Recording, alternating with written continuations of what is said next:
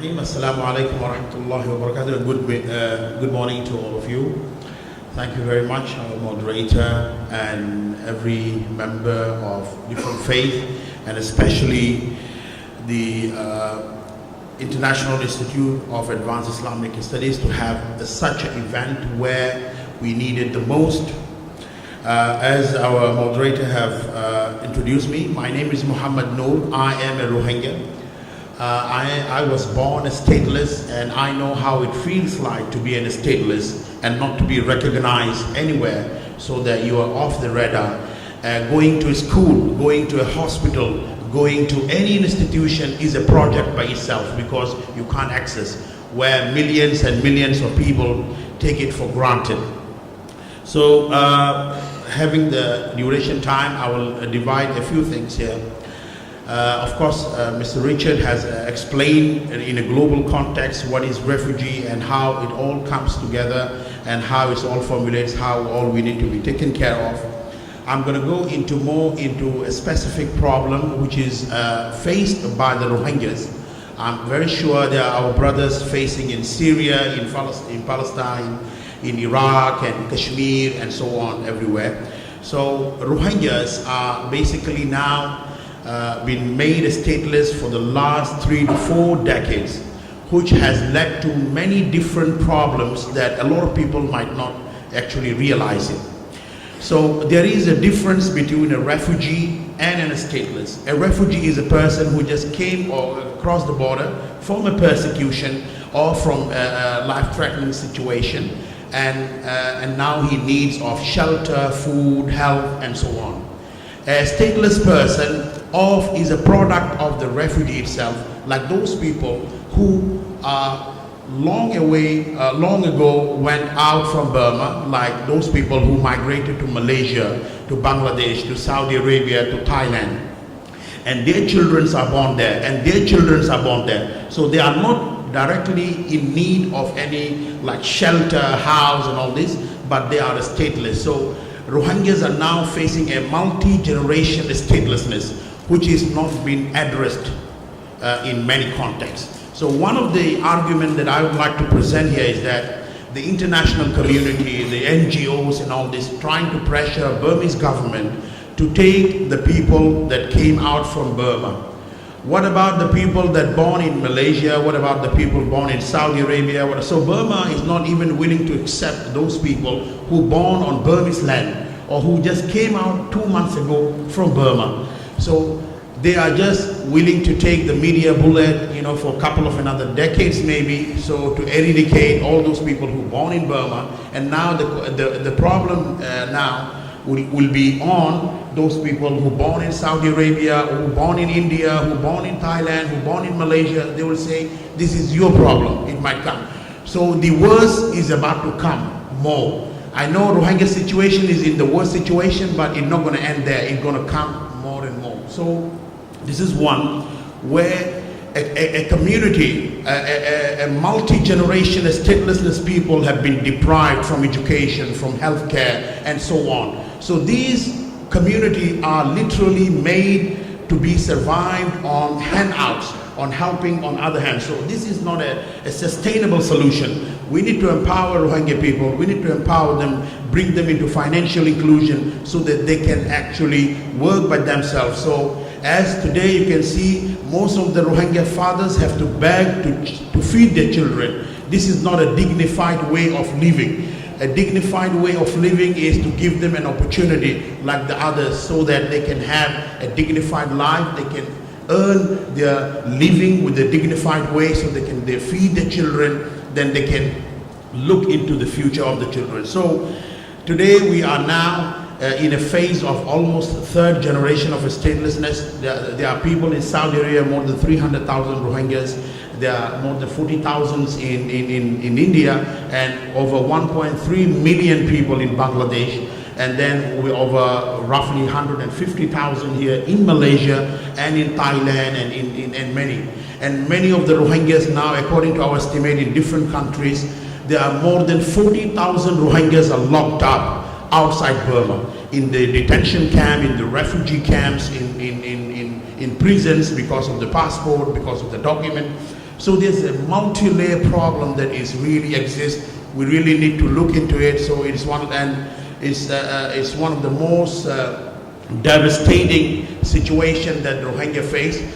But today, when a humanitarian crisis has struck anywhere, when a person has been persecuted under the context of nationalism, under the context of faith, so every human should be threatened. Because if it happens to them, it can happen to you. If it happens to him, it can happen to me. So that's why wherever the security, the faith is been used in the wrong context, the nationalism has been used, we all has to stand up to protect ourselves. We cannot say that it is not our problem. But somehow, as Mr. Richard has said, this is our problem. It is here. Everybody is with it. Everybody is in it. So we have to solve. So the next thing that I would like to mention before I finish is that I am the co-founder of the Rohingya project. So I would like to introduce what is the Rohingya project. So Rohingya project in a simple answer is like an antidote or antivirus of the problem that is faced by the Rohingya in certain contexts. One of the contexts is that if you look into it as Rohingya, the stateless people especially, they are not allowed to get access into education system. I'm not talking about any specific countries, but in general in countries that Rohingya exist, they are not allowed to access into education system, they are not allowed to access into healthcare system, and they are not allowed to participate in any financial services. So Rohingya project would like to bring a solution to it, and one of the core issue to that is that a state-backed identity. So identity can be classified into many different identity, like a personal identity and like a government identity and all this. But government able to have a kill switch for the Rohingya. So we Rohingya have been a part of the Burma, not only after the democracy, but long before the democracy, like the Japanese War and the British War before 1942 and so on. And we were a member of Burmese society all the way until 1982, where they started a kill switch, says that Rohingya is from today delisted from the ethnic minority. That's where we all dead. That's where we all been killed. That's where we all been off the radar. But now, the problem is now got into so much complicated. That's why identity is one of the core issue of the problem. So what we like to do is, the way technology has revolutionized the world, there was a time when you want to send out a video in a national TV, you need to know someone and he need to know someone else to get to an editor to get your video published. But today, if you have a mobile phone and you have a YouTube, you can be next celebrity, you can be next star. So technology has break a lot of bureaucracy, a lot of all this multi-layer bureaucratic problem. And today, those was the days when you can't even send a message to a person above you. Today, you can send a message, a tweet to a president, to anyone in the world. Whether they look at it is a different matter. So technology has brought many solutions. So in the Rohingya project, we are trying to propose a solution called the blockchain technology, where blockchain technology has implemented so many things. One of the currency, cryptocurrencies, and then so many other applications are there. But blockchain is a technology, it's called a decentralized technology that caters and used for many various things. So we would like to bring a solution into the Rohingya community using a blockchain technology, where a digital access key will be given for the Rohingya community to access a financial platform where there will be many financial applications, such as banking institution will be involved, P2P lending will be involved, microfinancing for small projects. This is where we are talking about the sustainability. This is where we're talking about the importance of giving a tool for sustainable things. That's how. So the core issue is a digital access or a digital identity to access into the financial platform where people can operate many different type of things. So before I'm moving on from that particular topic, I just would like to give an example how difficult it is for a Rohingya to participate in current economy. There are many Rohingyas who have managed to get through, some get some of the basic education through UNHCR school or through many NGO school and all this. So these people sometimes are being hired by the international media like Al Jazeera, Reuters and all this. So sometimes when they are asked to do a service like a translation, I'm just giving an example, like a translation, once the translation has been done, if they want to pay from New York to Kuala Lumpur, from Berlin to Bangladesh, even Western Union does not accept money for the Rohingya people. That's how it is difficult. Forget about the banking institution, just a P2P money remittance are not allowed because of the legal issue and because of the bureaucratic wall and so on. So we're trying to break that financial barrier using a digital access key to a digital platform where range of financial things, and later on through this digital access maybe we will open to many different institutions like education and so on, but not limited to the Rohingya.